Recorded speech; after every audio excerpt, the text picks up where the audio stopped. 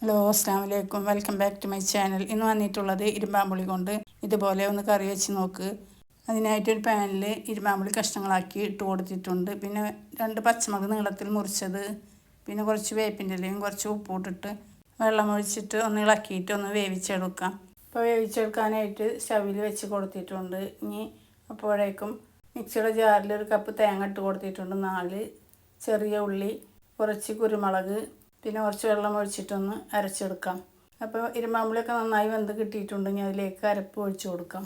അതിന് ശേഷം മിക്സിയുടെ ജാറിൽ കുറച്ച് വെള്ളം ഒഴിച്ചിട്ടൊന്ന് ഒഴിച്ച് കൊടുത്തിട്ടുണ്ട്. എന്നിട്ട് നന്നായിട്ടൊന്ന് മിക്സ് ചെയ്ത് കൊടുക്കാം. അതിന് ശേഷം കുറച്ച് കുരുമുളക് പൊടിയാണ് ഇട്ട് കൊടുക്കുന്നത്. ഇനി ഒരു സ്വല്പം കൂടി ഉപ്പിട്ട് കൊടുക്കുന്നുണ്ട്. എന്നിട്ടൊന്ന് തിളപ്പിച്ച ശേഷം ഒന്ന് ഇറക്കി വെക്കാം. ഇനി ഒരു പാന് വെച്ച് കൊടുത്തിട്ടുണ്ട്.